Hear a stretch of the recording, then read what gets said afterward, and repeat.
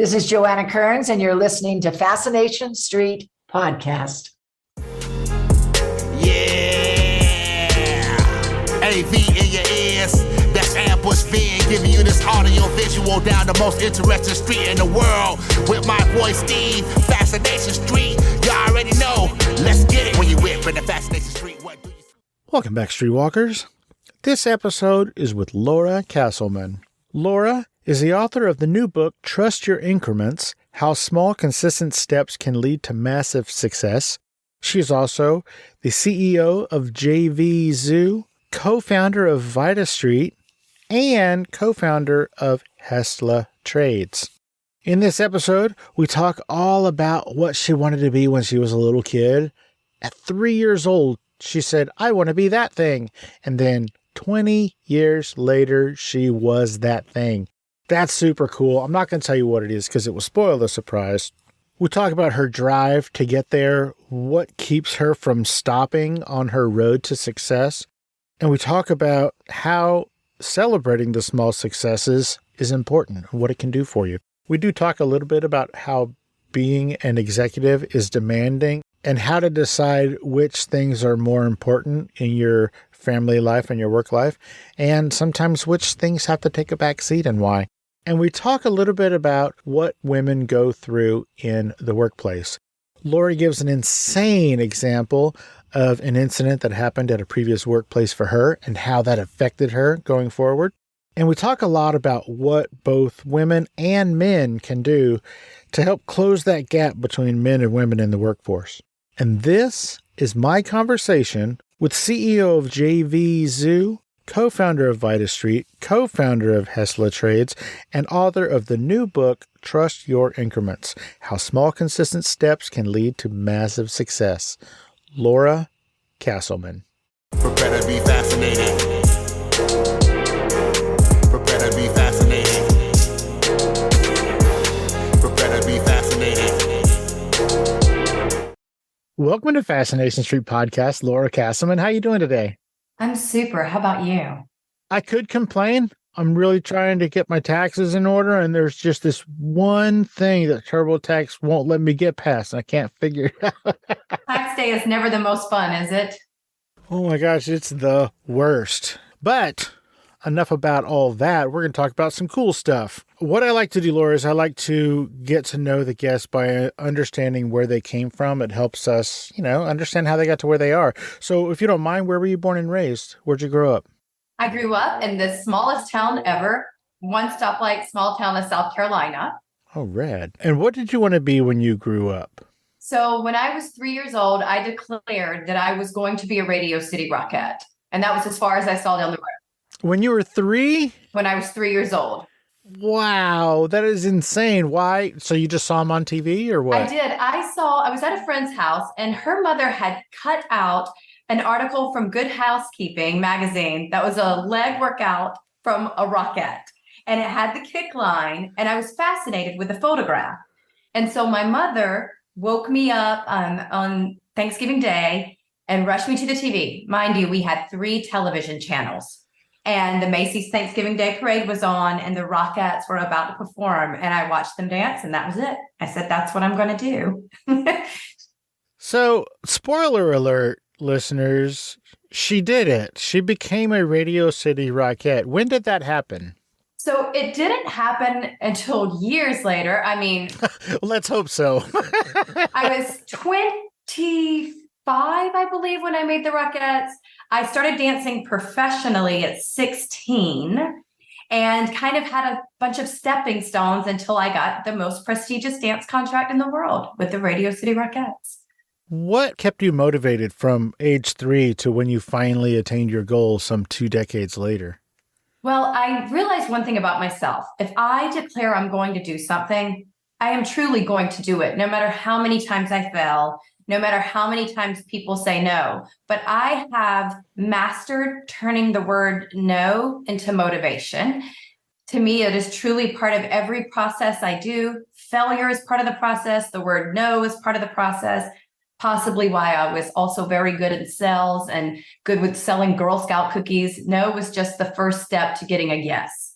So I'm sure I've mentioned this plenty of times before, but the great Mary Kay Ash of Mary Kay Cosmetics, she used to teach, and her consultants still teach, to make a game out of it.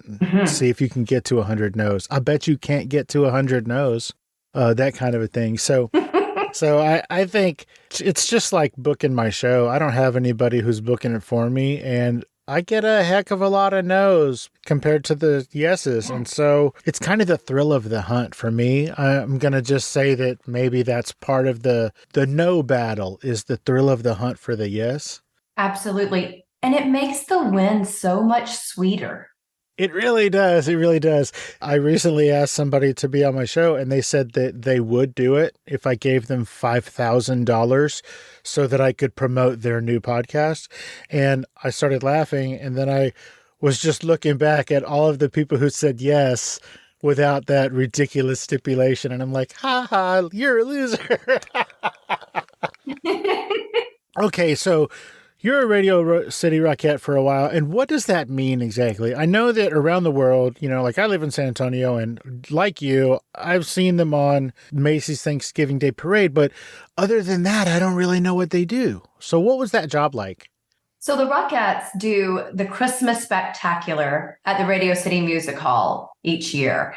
And there's a legacy of the Rockettes all the way back to the 30s. They've been through so much. Even the government bailed them out at one point in time because they are such a national treasure. But for me, it was not just getting the best dance contract that there is out there, because they are totally committed to the future of a dancer once she no longer dances. They call it the Future Kicks program. So they're supportive of your dance education, your schooling, everything you can get reimbursed for, which is incredible. But for me, it meant that I was on one of the most prestigious teams in the world. The Rockettes are precision dancers. They have to all move as one unit, and that is so incredibly difficult. So you learn to work together as a unit, to not blame others for your failures, to every single day say, okay, here's where I was not perfect, because we aren't. We're human beings, and here's how I can do better tomorrow or this next show to support my team. And I just felt like it was one of the biggest team events I ever did, that I had such an amazing support group, got to dance with the Christmas Spectacular. I did a 28-city tour with the Rockettes. I've been a media Rockette. So I've traveled the country supporting Radio City and what these women stand for. This is going to sound like a dumb question maybe, but what is it that they stand for? It's an amazing teamwork troupe of women, which, society tries to pit women against each other. Society thinks that women are always fighting. And I rarely had an interview where someone wasn't saying, really, though, what happens backstage? What is it that you're fighting over? You're doing, 4 to 6 shows a day. That's a lot of working together, a lot of tired women. And the reality is that those women all know how hard the others work to get there. And they are so respectful of each other. They are just, in a mental mind game of, I will beat my body today. Like, my body will tell me, no, I am done. And I will say, no, you're not done yet. And I will do it perfect again and again and again, and get all 6 shows done today. Are you still friends with a bunch of these ladies? I have to assume you are, if you forged such a strong bond with them, right? I am. But do you know, the thing that impresses me the most is there are still women my age now, in their 40s, that I danced with, still on the dance line. Really?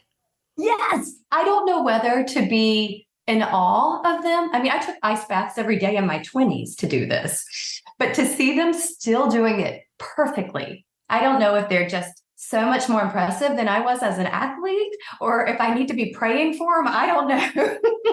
I think it's definitely the praying part, but also, I don't know, are they Wonder Woman? Good Lord, that sounds amazing. There's one lady that's still on the line that I danced with who has 5 kids. I don't know how. I'm in awe of her. Me too. That's amazing. Way to go, lady. That's so cool. She's an incredible athlete, is all I can say. Wow. Okay, so we're going to transition a little bit. I think that is super cool, and I think that is a hell of a way to introduce to my listeners your insane work ethic. Mm-hmm. It took a lot of work to get there. It took a lot of work to stay there, and then you moved on to some other things. Yes. I really had a pivot in my career. Why? Well, I knew that I was never going to retire from dance and open a dance studio. That just wasn't my path. I loved teaching dance in college, but I knew that that wasn't my career. And I also knew that I was never going to retire from dance and become a stage mom, that I wanted to get it out of my system, do everything I said I was going to do, and then be done with it. So I dual resumed my entire time in New York, and I would dance for the 3 months that was required of my contract with the Rockettes, enjoy the benefits, health benefits, 401k benefits the rest of the year, but I would also work in corporate America. And by the time I retired from the Rockettes, I stepped into my first executive role. Oh, wow. Which was a chain of physical therapy offices. And then after that, I moved into tech. Why the switch into tech? I know that at a certain point from, like in the C-suite, businesses are businesses, so it kind of doesn't really matter what the product is. But what made you switch into tech? One, I agree. Businesses are businesses. And if you are in operations, it is an easier transition to switch at a C-level role. However, what I realized is that I unknowingly had learned a lot more about technology than I intended to. When I was in college, I was dating a computer science major. And I never wanted to be dumb. I didn't want to be the dumb dancer who didn't know what he was talking about. So I saved up my money. Tech books are expensive, between 90 and 150 bucks. And I took my money and I bought my first book at Barnes & Noble. I read quickly, so I read through it, took my notes, and each time I would go and exchange it for a new book. And I absorbed a lot more than what I had realized I had absorbed. So I understood, I guess, the foundation. And it was an easy transition for me to come into JVZoo. Okay, let me get this straight. The only reason that you developed such a breadth of knowledge in the tech world initially is because you didn't want to be the dumb girlfriend? Yes. That's so crazy. I've never heard of anything like that. What inspired you to do that? Well, I always wanted to be able to participate in conversations. No matter what room I was in, I wanted to be able to participate. I watched other people be wallflowers and or have nothing to contribute. And I thought, at least let me have, a basic understanding of this so that I can ask meaningful questions and have a conversation.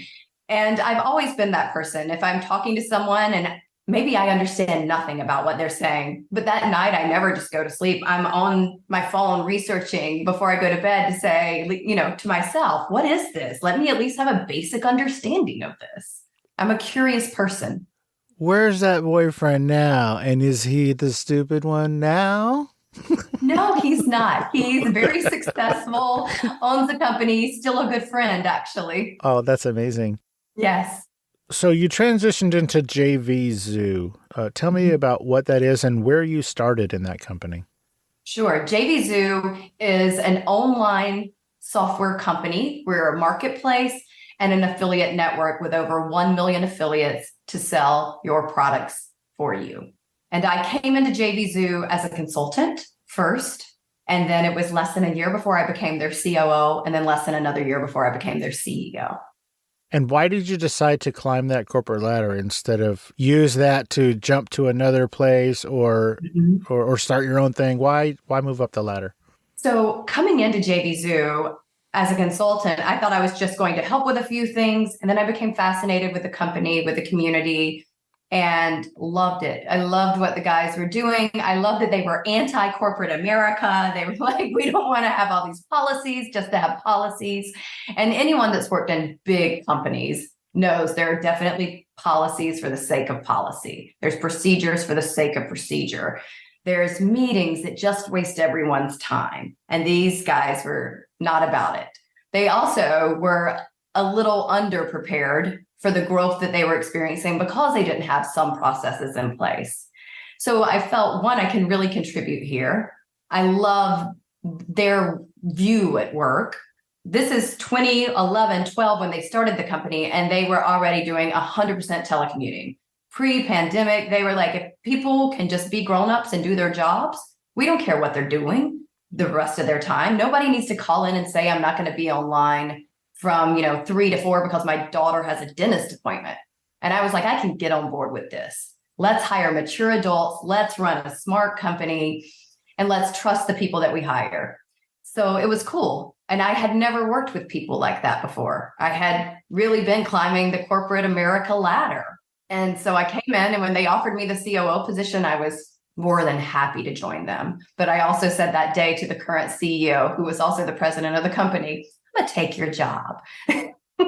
How did they feel when that happened? Well, I think he laughed just like I did. I think he laughed and thought, sure. But every week I would say, what else can I do? Every week I said, how can I make you lazy? And that was my goal, was to make him lazy and take his job so that he could just be an owner and the president of the company. How awesome.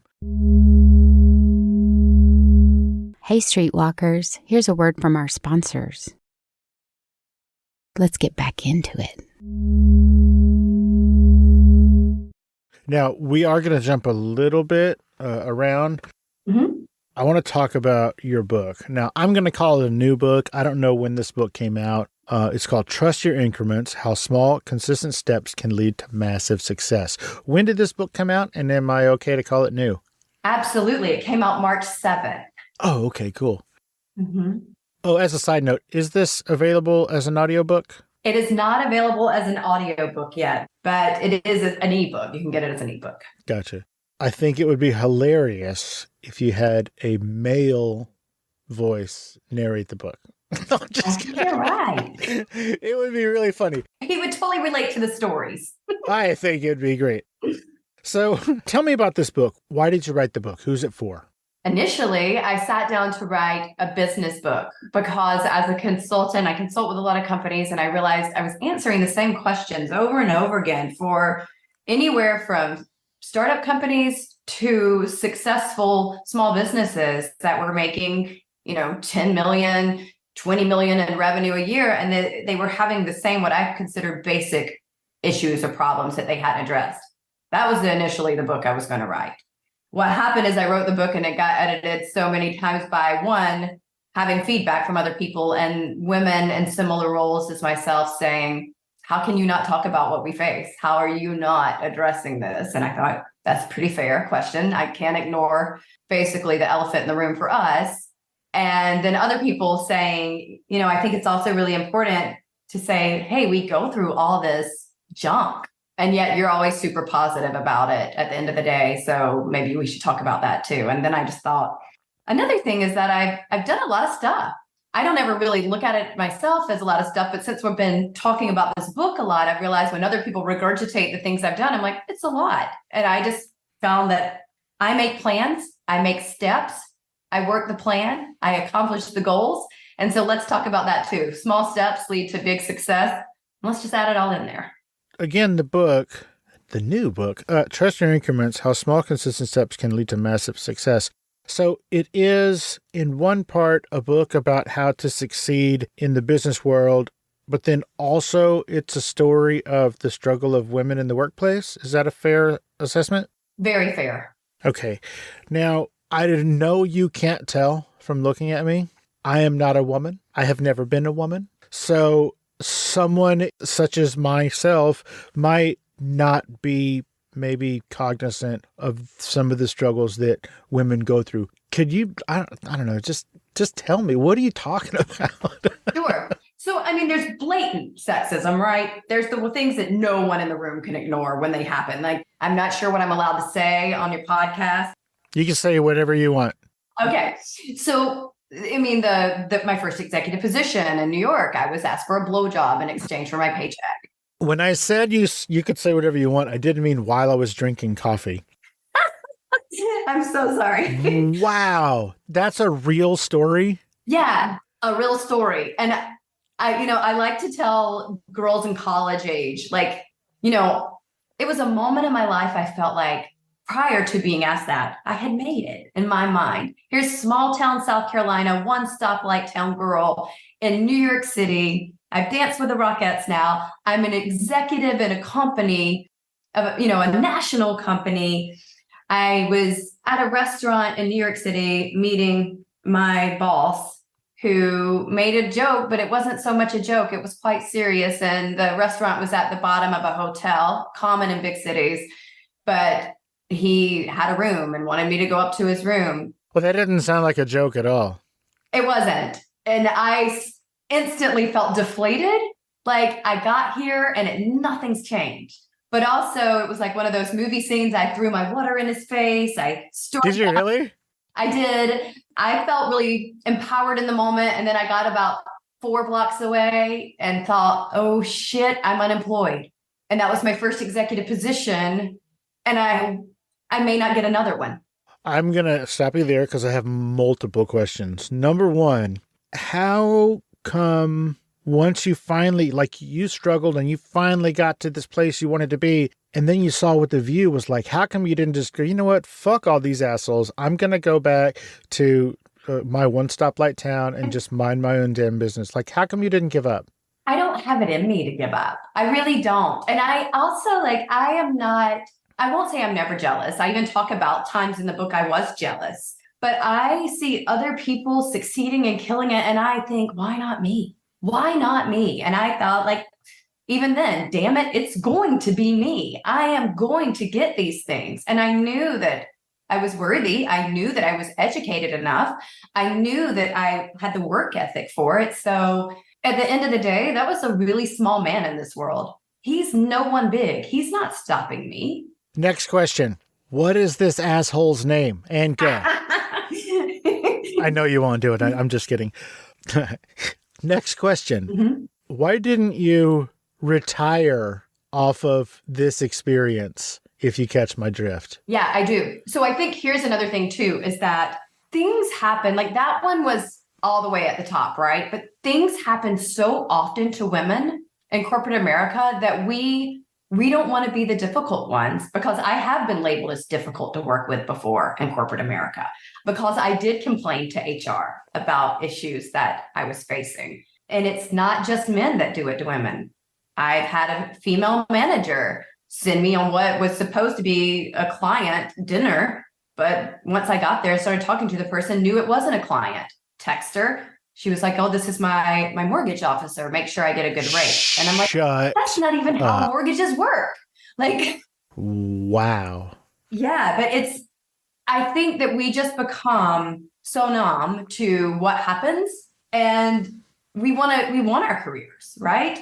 Absolutely. You mentioned jealousy, and I mentioned what kept you going. And so I guess my question is, what's the difference between inspiration and jealousy? And do you have any tips on how somebody can retrain themselves to bathe in the inspiration rather than the jealousy? Absolutely. So I think there are a couple things that come into play here.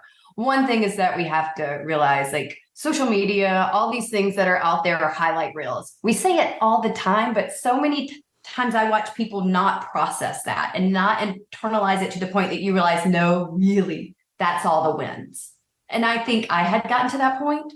Also, I think it's super important to recognize winning seasons cannot last forever. And if we don't have those losing seasons, we don't know how to properly celebrate the win. It doesn't even feel like a win anymore because we've become so accustomed to it.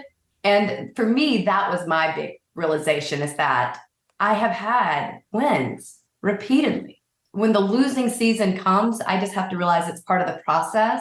It means I'm not quite ready. I've got to tweak some things. I've got to figure out where I'm going wrong. And in that season, I don't need to be the person that's over here being negative and jealous of other people. I need to be the person who's looking for the inspiration. So that is a change internally. And for me, it was stop looking at these wins as a reason to think I'm failing. Other people's wins don't mean I'm failing. Other people's wins are simply that. Someone else's winning season. I'm not in my winning season right now. And when I just did that little switch of cheering on the people, even strangers, but it's really easy when it's someone you know. When it's someone you know, it's personal, their win. And when I just made that shift of saying, instead of being upset today that they're winning, I'm going to just be like, hell yeah, that's my friend. And I just did it over and over again until it was like, oh my gosh, I'm winning again. I'm winning again. Interesting. So that little switch of a mindset is how you stay positive in the middle of all your struggles and your downturns? Yes. And don't get me wrong. I pitch a fit for a few minutes. I slam my fist down. I say fuck all the time. I mean, if my kid's not in the room, it's my favorite word on the planet. I say it all the time. It can just be applied in so many ways. It can be a fuck yeah, it's good. It can be a fuck this, I'm mad. It's my favorite word. So I say it all the time. But in a moment of things just aren't going right, yes, I curse, I get angry, and then I go, now be an adult about it and fix it, because I am capable of fixing it or changing my own direction. Word. I love it. I'm sorry. I fucking love it. That's right. What does it mean to celebrate your small successes, and why do you think it's important to do so?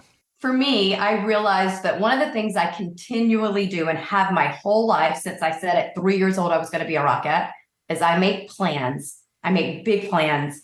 I break them down, and I break them down all the way into my daily actions. And I check off my list every day, and I get those dopamine hits all day long, which trains my brain to crave them. So I train myself every single day to want more of just a checklist, which is silly, but also effective. And if it's effective, why wouldn't you do it? So yeah, I celebrate all my wins. At the end of each day, I look at my checklist, and if I've done everything within my own power to complete that checklist, I go, yeah, hell yeah, Laura. I'm not doing this out loud. I'm not doing it where other people are like, what are you cheering for? Why aren't you doing it out loud? Because I don't want people thinking I'm crazy, and self-encouragement's an inside job. And if it's a bigger goal, I will. Like when I hit Wall Street Journal bestseller with Trust Your Increments, I was sitting in a restaurant and I was so excited, and I was trying to be quiet, and I thought I would explode. And I was just finally like, yay. You have to have these moments of like, we did it. But at the same point in time, you don't have to make everyone aware all the time. Just because I completed my checklist today, I don't need to post it on social. I don't need you to go cheering for me. I don't need my mom to tell me I did a good job. It's enough for me to say, you kicked ass today, Laura. I heard you say in a recent interview, quote, post-pandemic, what we have seen as women are returning to the workforce is this new movement of women who are no longer wanting to break the glass ceiling, but wanting to walk out of the building altogether. Mm-hmm. What does that mean, and why do you think the reason is? So with the pandemic, so many women who already do, I think the statistics like 75% of more household duties as far as cleaning the house, taking care of things around the home, childcare, older parent care.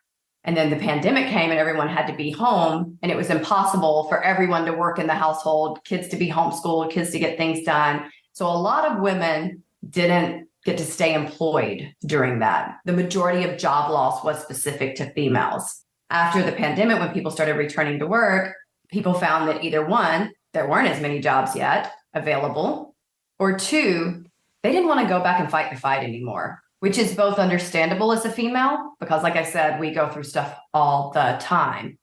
But it's also disheartening because what it means to me is that we stop our progression for equal pay. Because if every female's out there fighting for equal pay, every female's just saying, hey, I'm not saying give me more. I'm just saying give me a level playing field, right? I just want a level playing field. We have a higher chance of getting there. But as of now, we're still over 200 years out, and it's slowing down because of the pandemic. For me as a female, wrapping my head around that and thinking my granddaughters are still going to be fighting this fight. No, we have to call bullshit and do better. Well, what can men do to help close that gap in the workplace? Yeah, thank you. It's a great question. I think one of the biggest things that men can do is, one, speak up when you see something.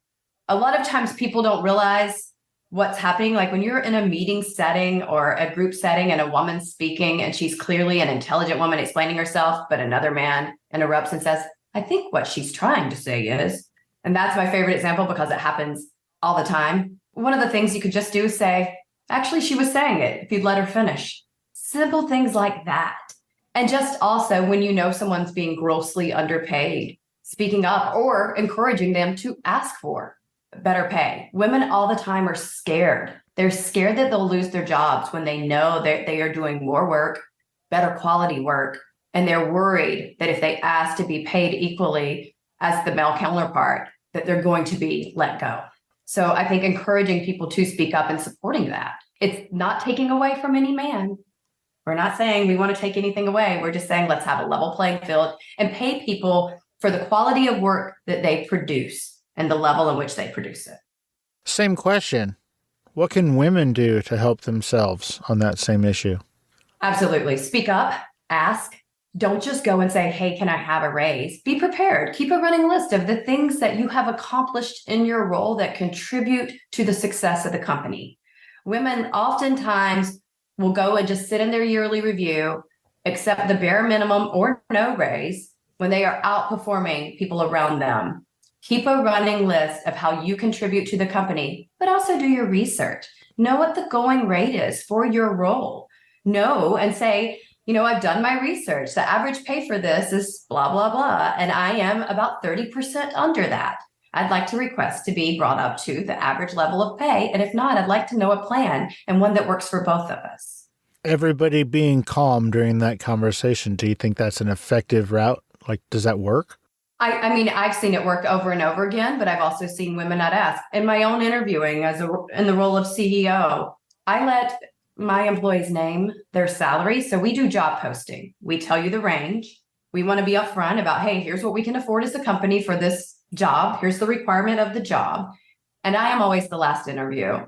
I'm not really asking so many questions as, do you understand what you're signing up for if you accept this job? Do you understand the requirements? And what would you like to be paid? And consistently, women undervalue themselves. They will ask for the bare minimum in that range. I've had women that are so much more qualified from every other candidate. I'll ask for so much less than every male would ask. Stop undervaluing yourself, women, and start asking for what you are qualified for and deserve. So you find that women specifically ask for the lower end of the posted range? Yes. Oh, wow. Yes. Well, thank you for sharing that. I appreciate it. As far as on the guy side, I have a few suggestions. I'd love to hear them. This isn't necessarily going to help women in the workplace, but it will help them in their work-life balance at home. I mentioned Mary Kay earlier. My wife is in Mary Kay, and she's been in Mary Kay for 20 years. Less active now, but she's still in. When she was super active, driving a pink Cadillac, her best friend, also pink Cadillac, and her husband became my best friend. Okay. And he's still my best friend. He's amazing. It was crazy. We would race our pink Cadillacs through San Antonio and see who could beat who. I mean, it was great. I love it. There's always seminars and get-togethers that are just huge. There's tens of thousands of people there. And it's part of it is educational. Part of it is relationship building and networking and all that. And there was this one time that we went to one, and the girls were off doing something else, and then me and my best friend, and then there was a couple of other guys who were kind of in the unit that were husbands. We all went to this, it was a husband's class. It was kind of the superstar pinnacle lady's husband was going to teach a class on what we can do to help our ladies be more successful. And so my buddy and I went to this class, and a couple of the speakers got up and they were like, look, we're not saying you got to do all the housework. We're just saying, if you think about it, move the clothes from the washer to the dryer once. Yes. And we're not saying you got to cook dinner, but, one day just order a pizza or something. Mm-hmm. My buddy and I just looked at each other and we're like, that's it? Mm-hmm.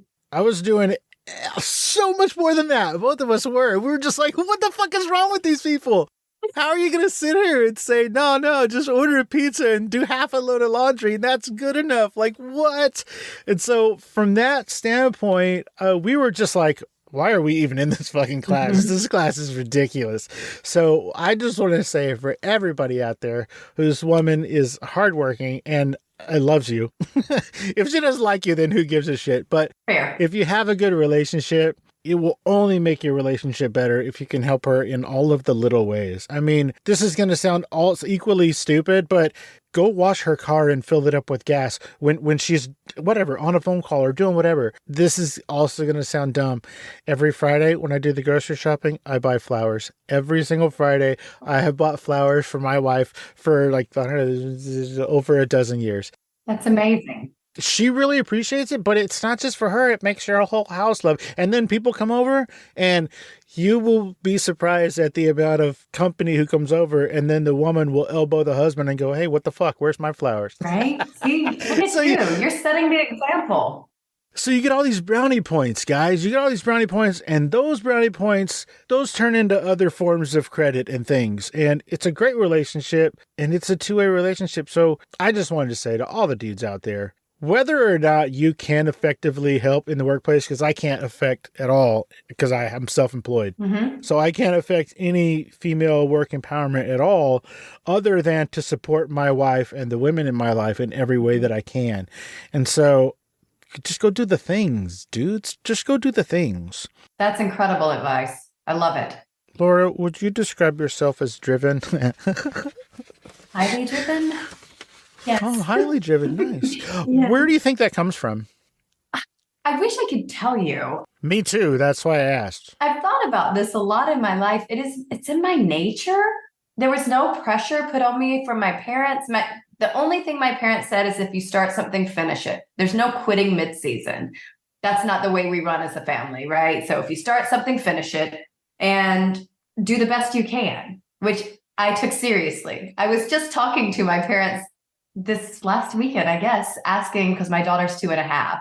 And I was talking about her in swim lessons. And I'm like, she's a little lazy. And then I was like, and I'm trying to tell myself in my head, she's 2.5, Laura, chill out. So I was asking my parents, I was like, was I lazy at that age?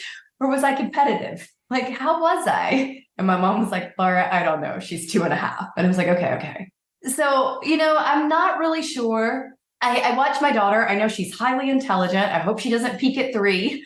But also I'm trying to just let her be, because I think more than being driven, more than accomplishing things, teaching your children to be happy, how they find happiness within themselves, not externally, but be happy with who they are, is the number one thing I could teach my child. And so I'm just working on doing those and not pushing my goals onto my child. That was my main goal with my kids. I don't give a shit what you do for a career, as long as you're happy and you're paying for yourself. Yes. Do whatever you want. I don't care what it is, but be happy and pay your own bills. That's all I cared about. How do you manage a work-life balance? I mean, you're right up there. You're a CEO. Like, you are a puppet master. You got all kinds of plates spinning. How do you manage all that and then have a decent home life? So I don't believe that there is a work-life balance. I kind of think that that's a really cool term that's been made up to make us all feel bad about it. So the way I think about it is work-life harmony. There are times when the business requires a lot more of my attention. We're either building something or about to release something big, or there's a massive fire I have to put out. I have to be actively involved. I can't delegate it. And those times I have to know that I've got a support system helping me with my daughter, and that people love her and they are taking care of her, and that me coming home for dinner and bath is enough for right now.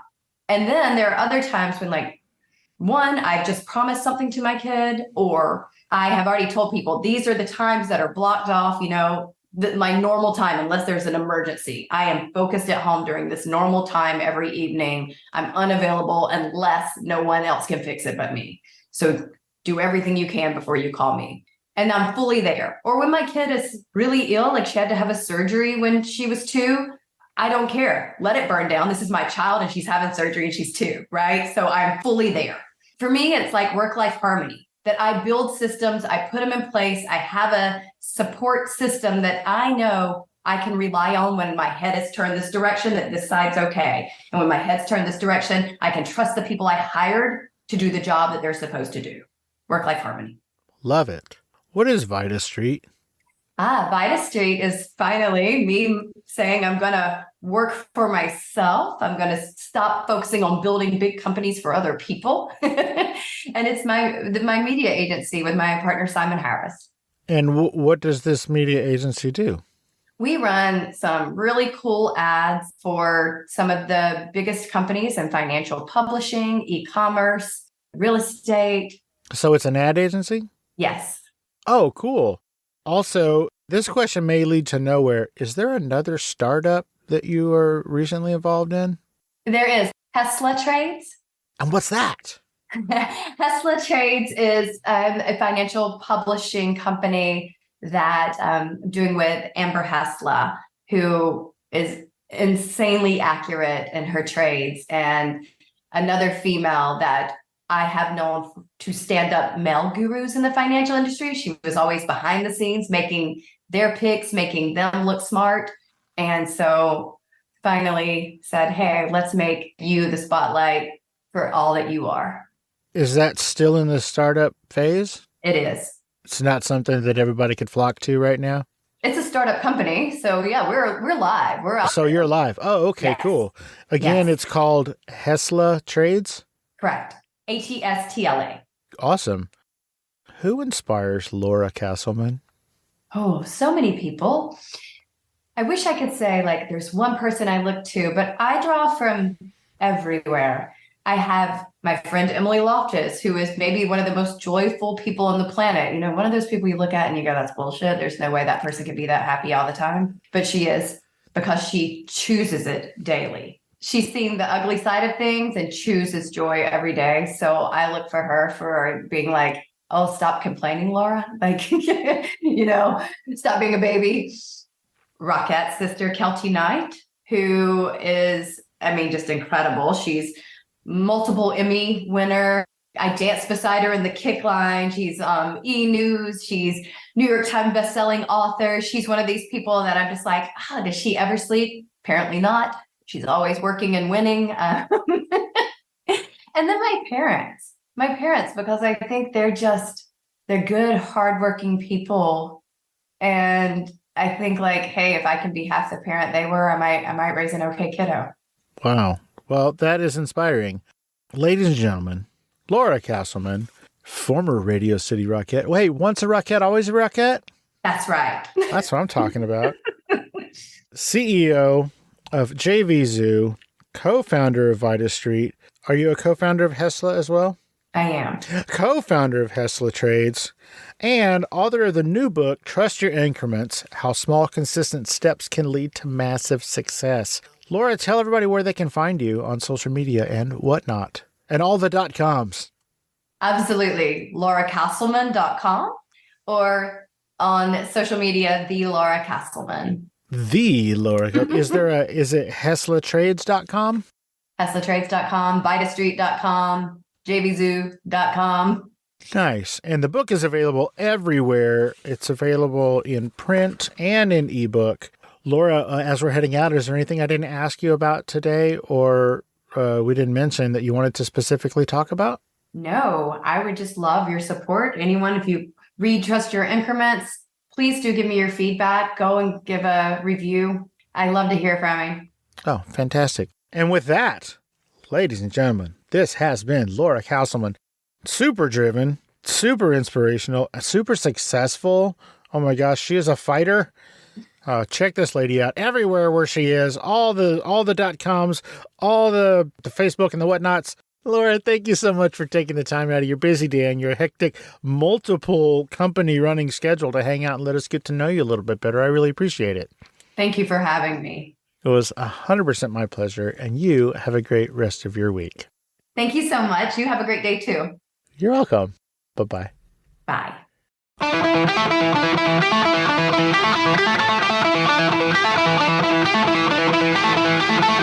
Opening music is the song FSP Theme, written, performed, and provided by Ambush Venn.